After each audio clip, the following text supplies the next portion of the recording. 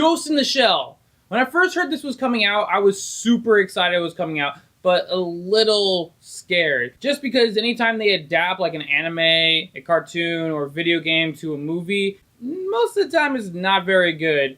AKA Dragon Ball Z, Street Fighter, Blood Rain, pretty much anything Uwe Boll makes. Yeah, a lot.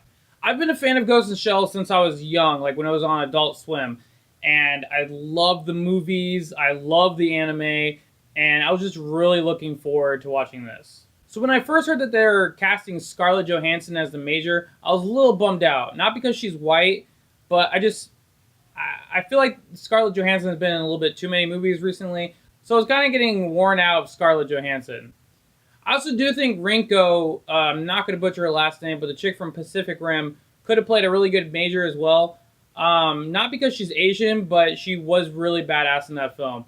I really do think Major could have been played by either an Asian or a white actress. I mean, I really don't think it mattered too much because she is a robot in the film and in the anime. Also, there was a video when the movie first got announced, someone asking a bunch of Japanese fans what they thought of Scarlett playing her, and they actually didn't mind. So, I mean, really, anyone could play her. So how did this movie do? Did it live up to the anime/movie? I liked it. It wasn't amazing, but it wasn't horrible. Let's start off with the good. This movie is beautiful. It captures the anime almost perfectly with the environment, the city shots, the characters. Just everything was so stunning looking in this movie.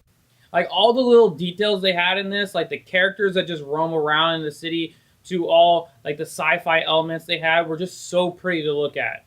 Major dons a lot of her outfits from the anime, which I liked a lot. Talking about characters, I did like Scarlett Johansson's performance in this. I did think she played a good Major. And also, I did like Bato. I do kind of wish his voice was a little bit deeper, but other than that, like they made him look like Bato from the anime, so that was nice. The story in this was good. They dig a little bit deeper into Major's backstory, which they didn't do in the anime, which I liked. The movie definitely did drag in the beginning, but it did definitely pick up in the middle till the end, which I'm glad it did. The action in this movie was really awesome. There wasn't a lot in this movie. I would say 3 to 4 big action scenes. But what you did get was very entertaining and a lot like the anime. Let's talk about the bad. The one thing I didn't like too much, which is a small nitpick, but her hair. I know the tips of her hair are dyed purple, but I just wish her whole hair was dyed purple. Just because, I mean, the whole world, you know, is very eccentric and, you know, sci-fi and crazy looking. And I just don't know why they couldn't just dye her whole hair purple. I mean, it could have been a deep, dark purple for all I cared. As long as it was purple. I know it's a small nitpick, but it just bugged me. I know I said it earlier, but this movie kind of dragged. It just moved a little slow in the beginning, the first 30 minutes, which kind of, you know, I don't know if it was just me. Maybe I need to watch the movie another time. But until the middle, like I want to say 30 minutes into it, then it engaged me more, which luckily it did.